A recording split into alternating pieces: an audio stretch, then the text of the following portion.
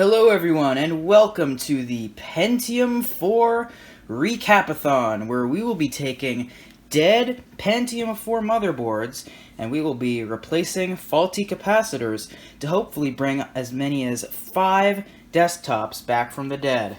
This board right here is a very basic board from a Dell Dimension 2400.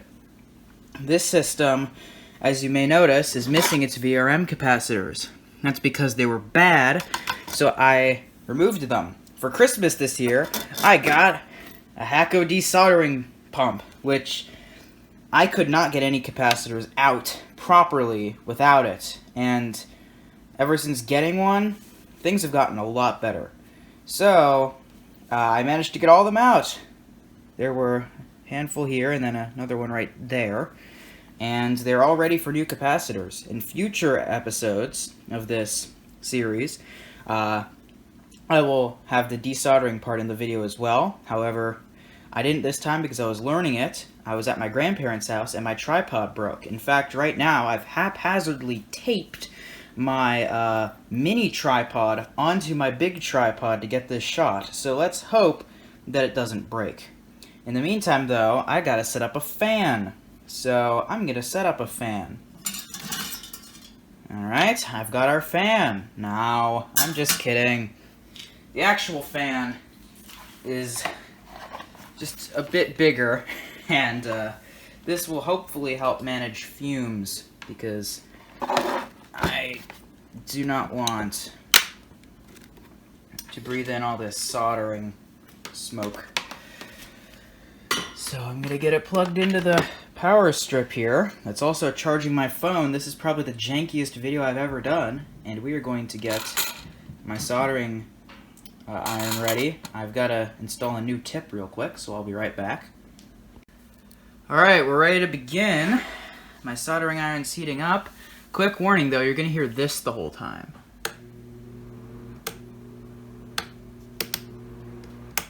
Hang on, there. This fan on high, and that is because we need airflow here. This does feel like it's heating up, which is good. My iron anyway. And here are our points. I've cleaned it up a good bit here. You can see there's some scraping away, especially on this joint here, and that is because this capacitor is the first one we're going to be replacing, and I did not do a good job of removing it because I didn't have the tool at the time. I clipped it off, managed to get this lead out, but it didn't actually clear the hole, so this one's had the most work done to it. In all reality, I don't know if this board will work. I think it will. I'm confident it will. But the only way we'll know is when it's all plugged in with new capacitors. Speaking of which, we have to get the new capacitors, so they are these Ikson 2200 microfarad 6.3 volt caps.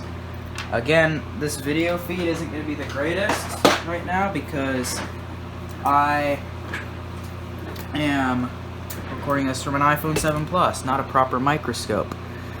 So the first thing I'm going to do is just make sure all the holes are clear and that a capacitor will fit in each one of them. Okay, 2 good. 3 good.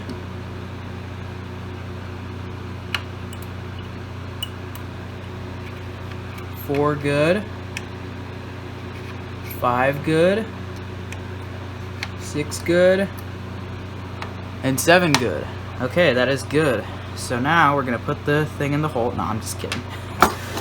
We're gonna get to the other side of the board. There's that little tape or something. We're gonna get it in the proper orientation, of course, which is like this. And then we're gonna tape it into place so it doesn't move. From the top, of course. I've smelled burning tape before by accident when trying this. It's not pretty. And we're going to turn the board over.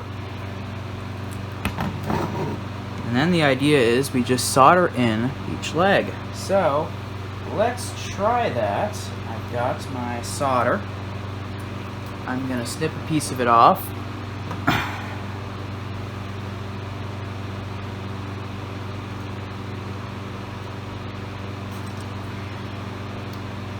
Grab my iron, and we're just gonna try this. First, I'm gonna tin the iron since it's the first time this tip has been used. It's working. All right.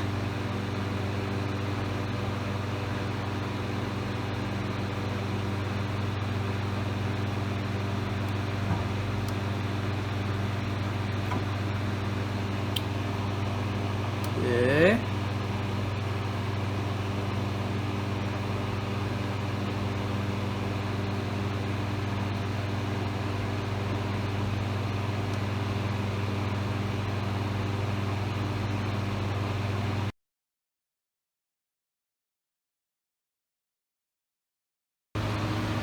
Alright, it's time for attempt 2, now with the original soldering iron tip back on my iron. I'm not sure it's heated up quite enough yet. I guess we can see by trying to tin the lead. Yep. That bit just fell off. Let's see. Yeah, I think we're good. So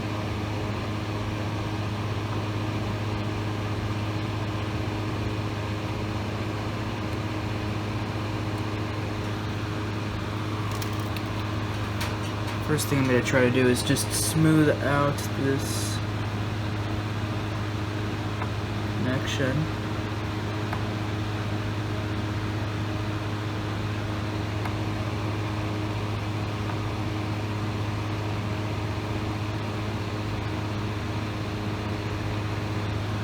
This might need to be on a higher temperature. That one might be done. I still don't trust this one though.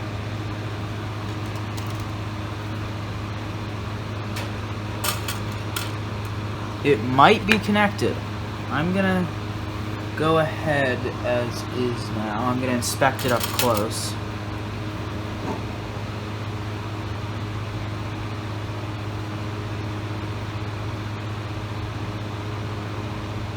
Yeah, that one might be done. I'm gonna go ahead and say it is. Let's move on to capacitor.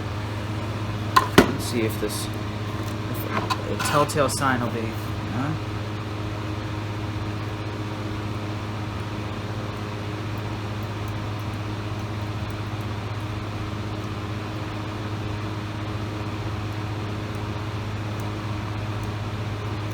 The leads look pretty solid. All right. I'm gonna go ahead, capacitor number 2.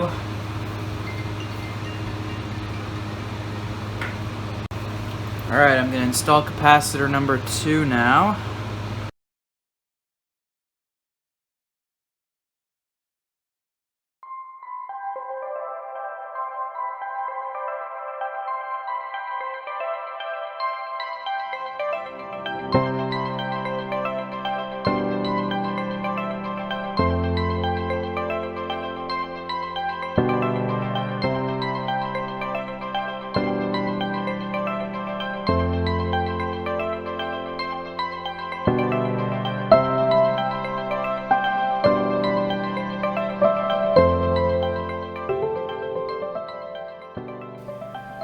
Okay, this board is now done. Soldering work, not the finest, but I hope it will not blow up. We'll see. Real quick. I need paper towels. Alright, the next step here is we need to prepare to bench test this thing. That kind of thing. So, obviously this thermal paste has seen better days, so we're going to reapply that real quick. So I've got isopropyl alcohol. Space here.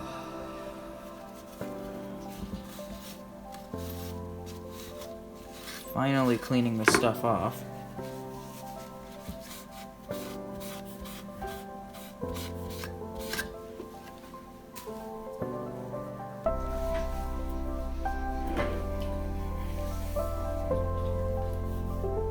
Not clean.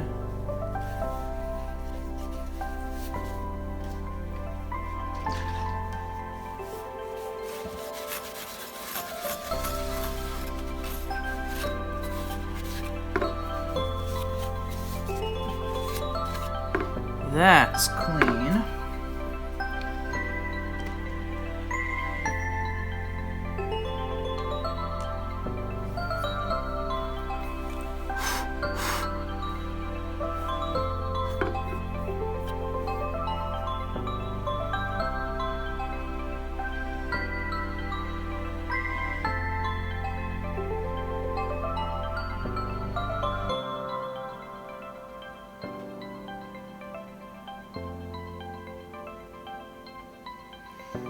Nice X pattern. I'm sure everyone's gonna tell me I've applied the wrong amount, so go ahead and complain, but it's just a Pentium 4. The world's not gonna explode because the thermal paste amount wasn't perfect. So, now I gotta go grab the case and stuff.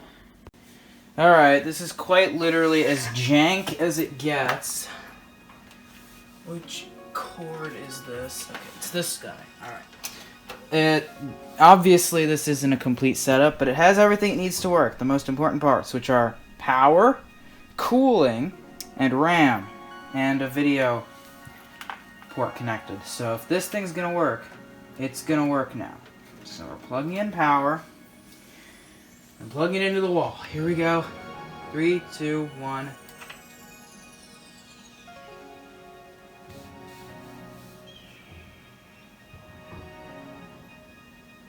Checking the post codes.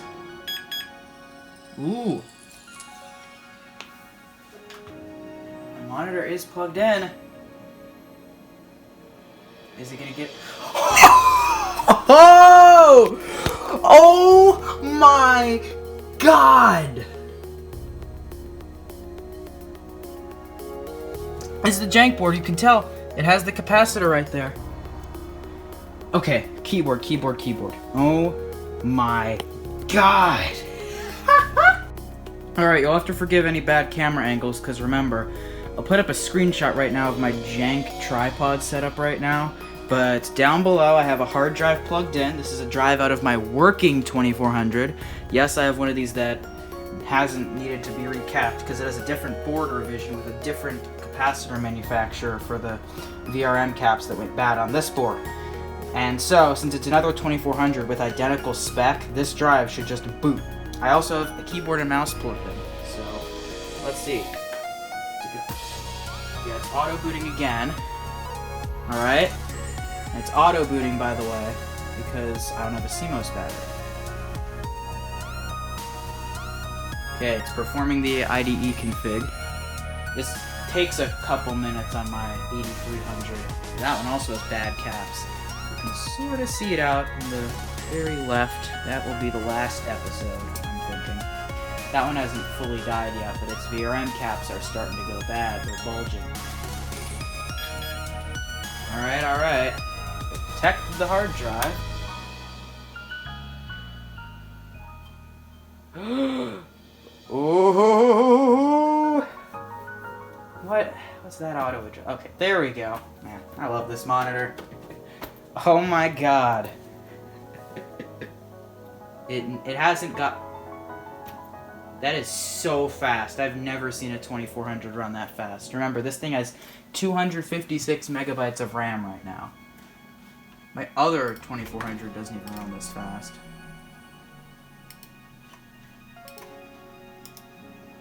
This board hasn't booted this far in over 2 years. Pentium 4, 2.66 gigahertz, 256 megabytes of RAM. Barely focuses, but it's there. You can see it.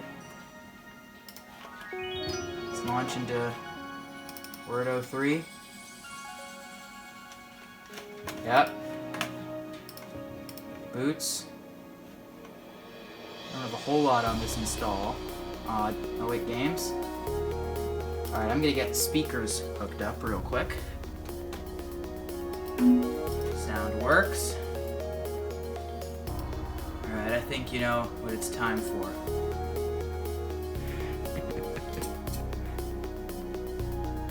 It's been too long since this board played 3D Pinball Space Cadet.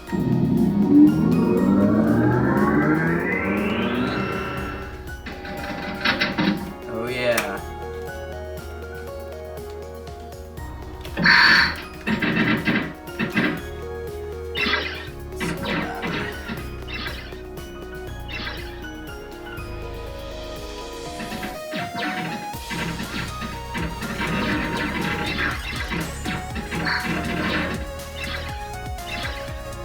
This is great, I don't even have to do anything. I still don't have to do anything.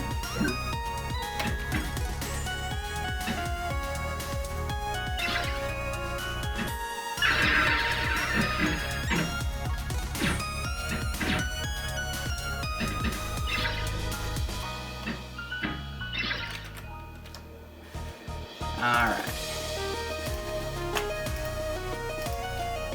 Now, I just have to finish reassembling this the rest of the way.